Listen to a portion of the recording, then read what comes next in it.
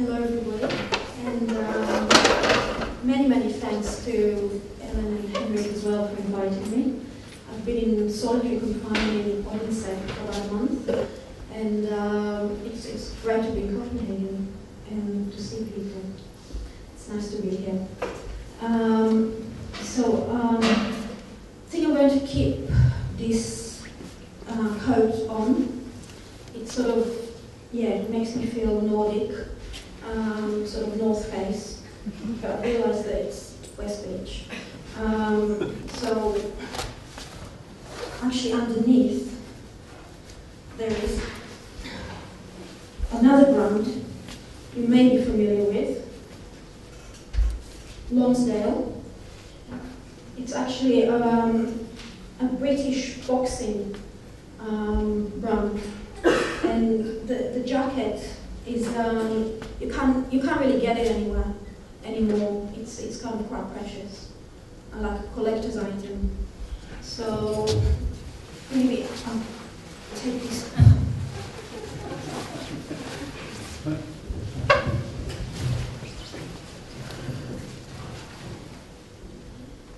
So I'm going to do a talk. So I'm going to talk about work, not show work. So it's not as interesting. So I'll try and be quick so we can get to the work. So this is me, although I always wanted another name. And this is where I was born, Jerusalem. Quite a mythical place. It's from the internet, it's not mine. Actually, maybe I can have a volunteer. I have a volunteer? Yeah? What do you want me to do? Can you open and close the door? Open and close the door. I might try and get a wind effect or... Yeah.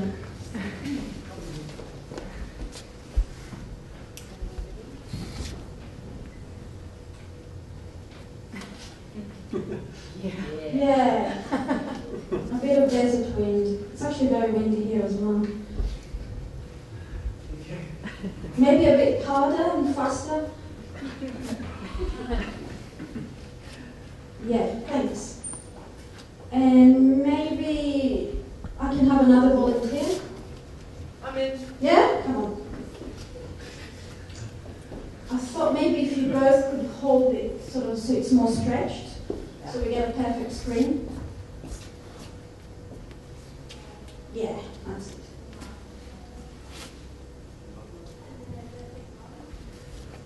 Okay, I think that's enough, but I want you to just be able to see that and watch.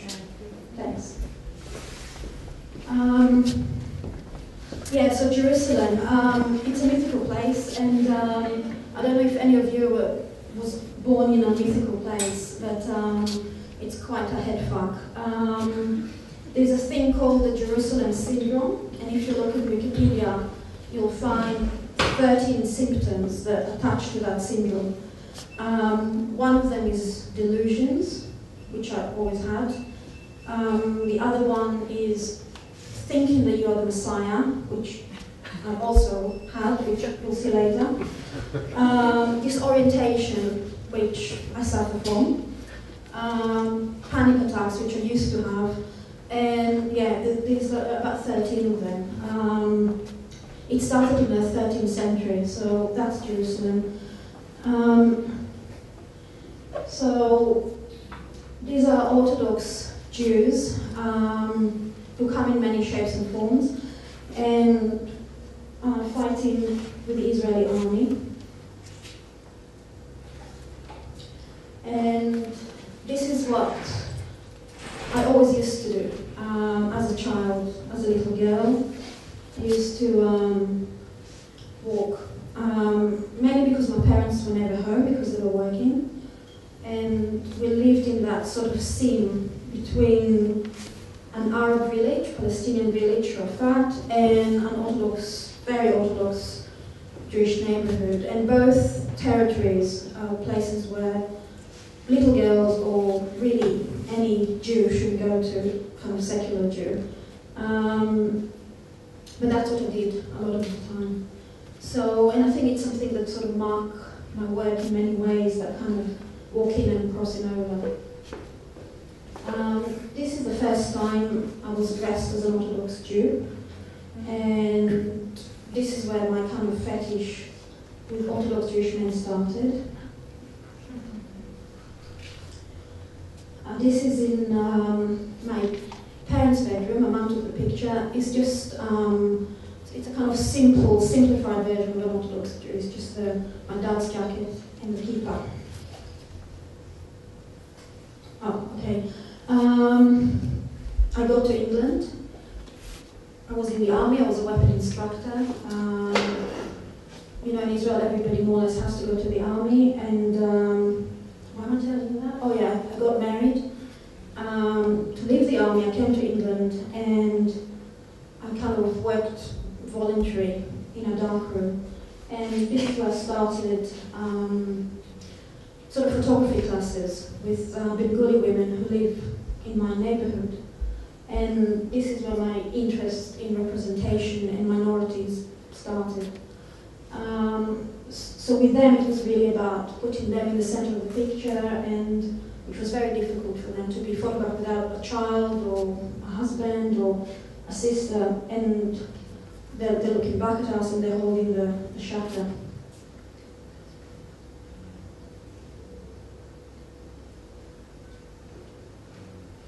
These were single-use cameras, and this all happened in a community center. And these community centers are now more like leisure centers, like gyms. So it's kind of another era. So this is more like studio shot with a 10x8 Polaroid. And this is when I started to develop my alter ego, Marcus Fisher, an Orthodox Jewish man. And it's quite a complex reading of this image in terms of sort of femininity and religion and Jewish identity. Quickly, I'll just say that it's sort of the way Judaism, same as Christianity, the same as Islam, sort of push the feminine or outside kind of access to religious privileges. But at the same time, in Europe, the Jew has been seen as effeminate because Orthodox Jewish men don't go to work. They don't go to work. They don't go to war like the Christian Crusades do. So in a lot of anti-Semitic propaganda, they were kind of seen as this kind of sissies, if you like. So it's a kind of double-edged image. This is the same series. On the left, if you can see, there is a Star of David and African hair patterns that this great artist, Fazl Abdullah, is also a hairdresser, did for me. That's the same haircut. This is after Duchamp. There's a very famous image of Duchamp from 1920, where he's on the train back from Paris, and Man Ray took this picture with a pie. You probably remember that, with a 5-pointed star. So it's a self-portrait after that. I won't get into this work, but it's sort of very different. It was different when Shaheen Murali asked me to do this work with him, to become a black man, but it's very different crossing over to an identity that, if you like, there's no authentic connection to. But that theme of the black and the Jew keeps coming back in this two figurine. That's a Dutch kind of Black Peter, which is still celebrated, and people still sort of paint their faces black, which is kind of shocking. And then the Venetian glass of a Jew with a knife and a baby, kind of demented image.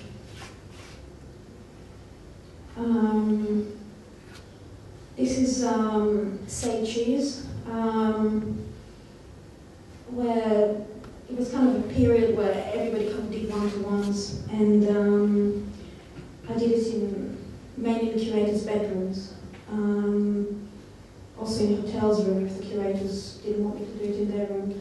People come for 3 minutes and do whatever they want with Marcus. Marcus in Hebrew and Arabic means Mr. Cunt. So Marcus doesn't give pain or receive pain, but anything else sort of goes. And a blowjob, talking, and that's it. So I'm never going to see her again, am I? Never say never. No, you're not. You're not. I'm not going to see her again. No.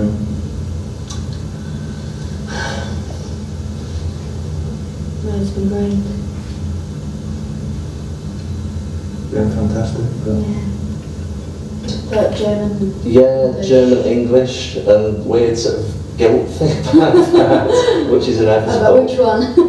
About, well, more the German side, obviously, but also sometimes, I don't know, it's strange. I have mixed feelings because my English background, my grandmother is Russian and Jewish as well, which... Know that.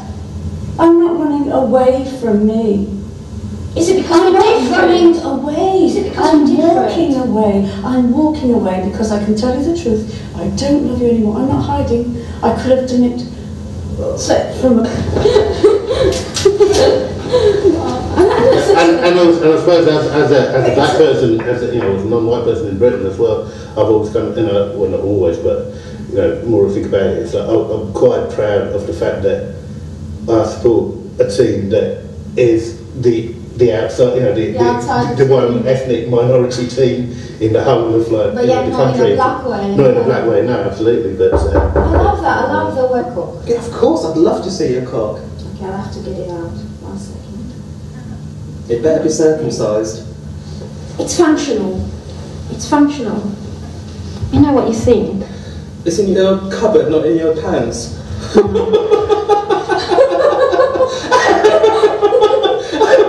Well, that's the first.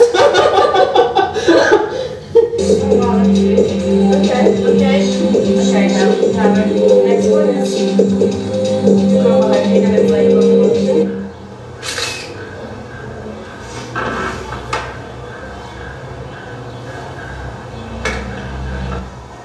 2, 3.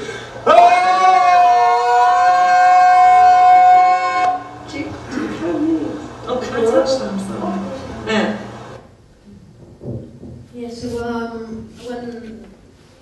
when I'm saying it's functional, it wasn't a dildo. It was it's actually a kind of prosthesis made for it's for people to piss through if they lost their penises in accidents or something like that, and for transsexuals. So that's what it's kind of a medical implement. And he was interested in doing it in different cities because each participant was different, but each city was very different. Like New York was really like a talent show, and I think Zagreb was like quite sort of lonely, you know, like nothing really happened, and Liverpool, that was Liverpool band, but it was actually quite funny. So, and London was homosexual. So yeah, I did sort of interventions. I went to places where men-only spaces. So this is in Berlin. It's a Turkish men-only calf, and I think the whole thing is really like all crossing over and all that. It's some of it is sort of kind of geographical, if you like, in that kind of idea of being able to be there and just have tea and sit there.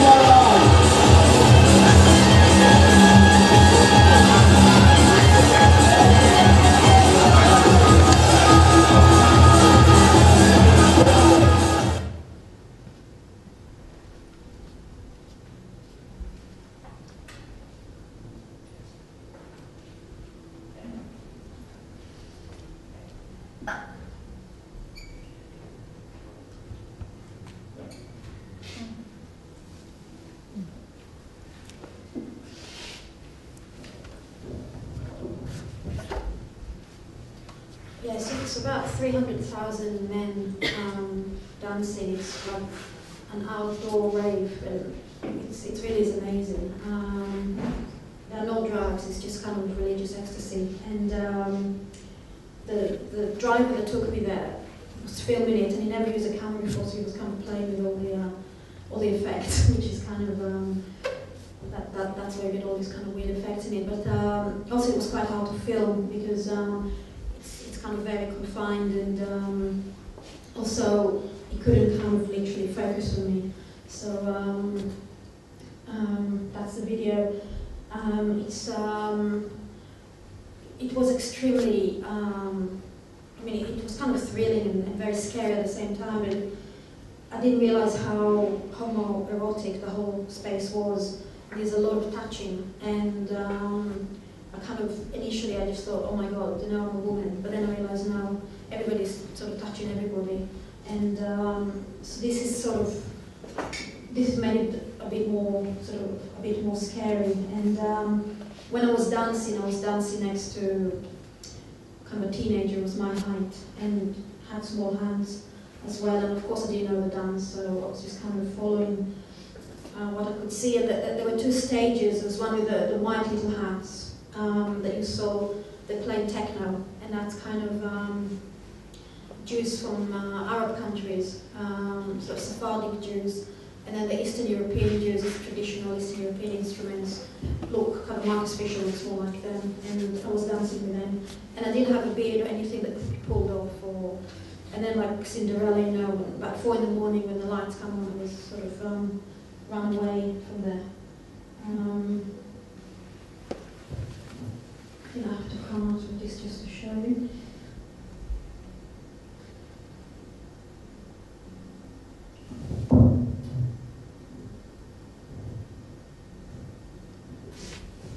Okay, so I've heard that there's a pre-Palestine demonstration of Netway Karta. It's a sect of Orthodox Jews who they're anti-Zionist. They support the Palestinian cause until the Messiah will come, and then everything will change. So I quickly kind of put a picture on me and went to the demonstration looking incredibly silly with a white hat and all that. And then he's saying very gently, sorry, a woman can't stand next to us. And I'm saying, but I support your cause, look. There's a picture of one of you. And he's saying, no, sorry, not an option. They're getting all, it's a small group, so they're getting all the attention through media, so I think the idea that I'll come be in the picture was not a good idea. And I'm kind of saying, please, just this once, can I sort of protest with you? And he's saying, sorry, can't do. So I'm standing away. And then when they forgot about me, I sort of went back in.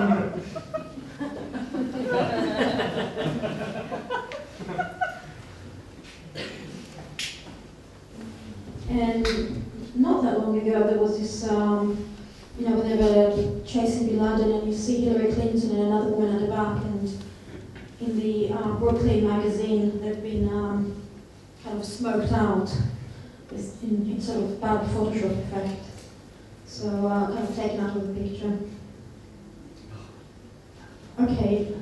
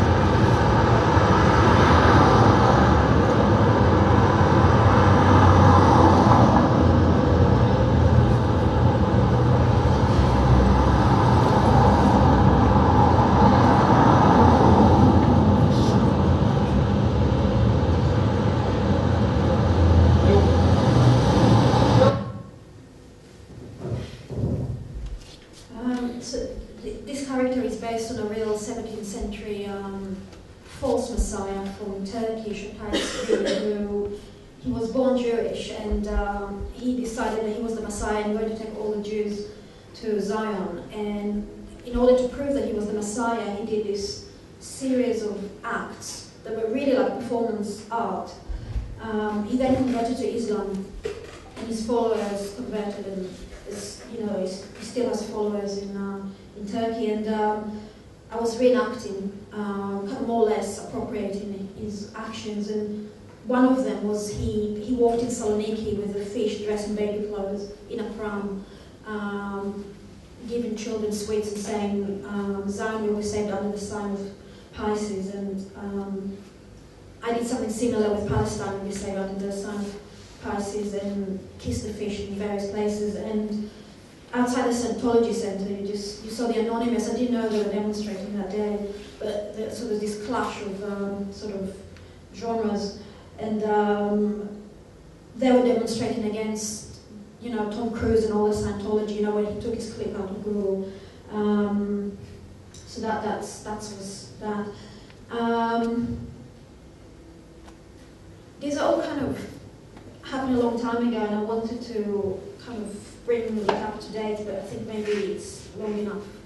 So maybe we'll stop here, and maybe another time I'll talk about what I'm doing now, or in the past 2 years, or 3, 4, 5 years. Okay, thanks.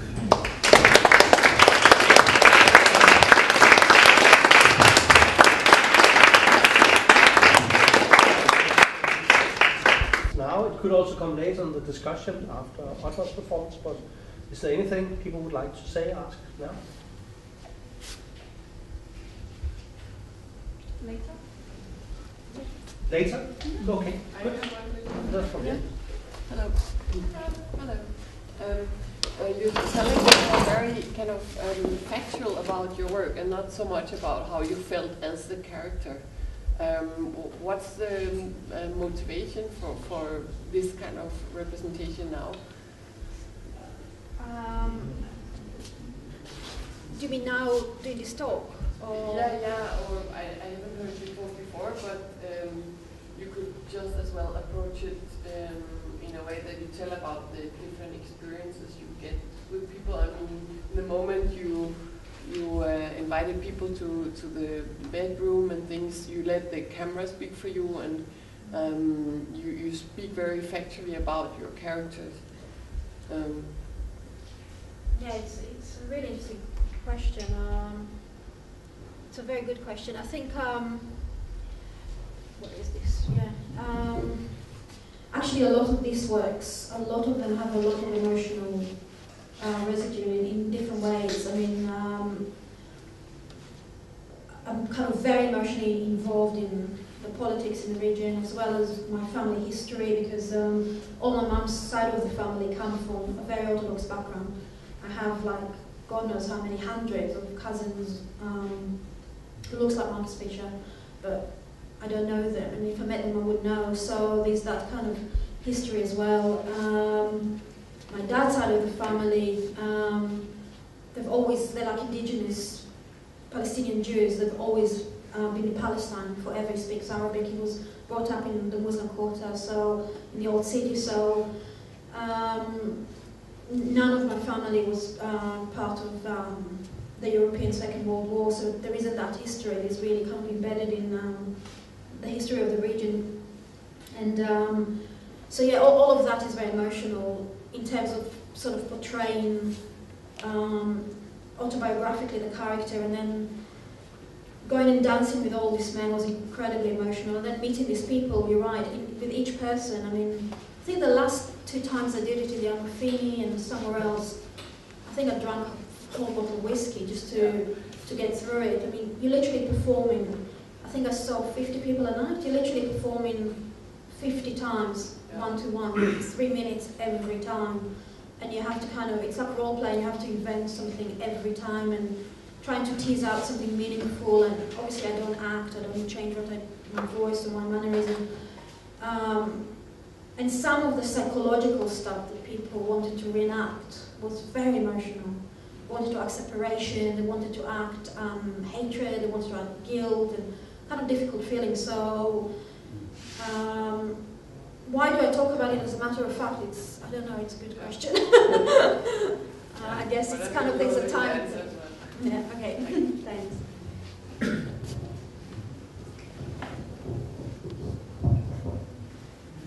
Anyone more? Otherwise, you have half an hour to think up a good comment, something. Oreet, Continue. Yeah. can you say something about Marcus Fisher now? Because he doesn't live anymore, does he? Or can he perhaps come back as?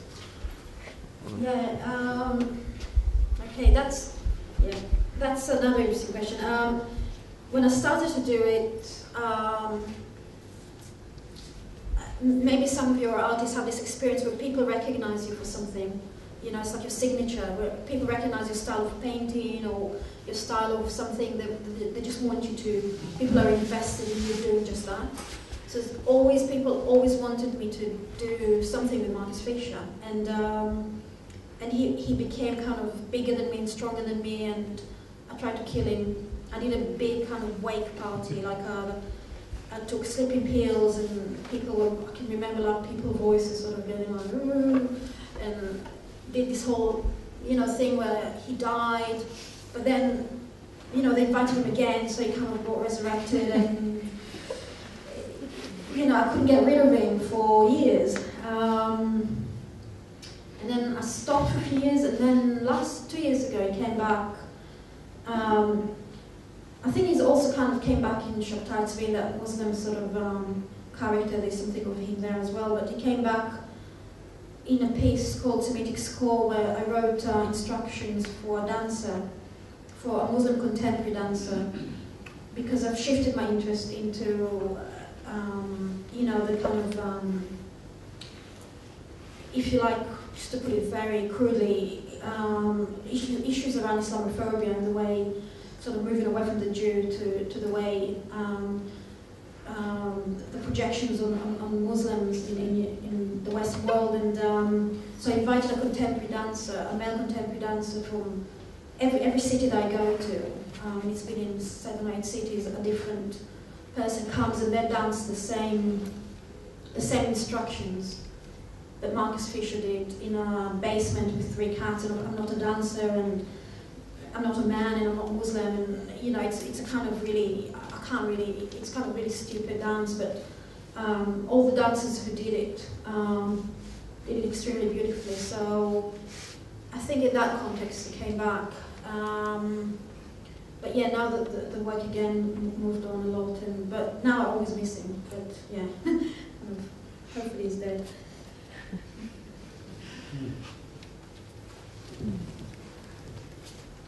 Or maybe somebody else can do him. Thanks a lot. Thank you.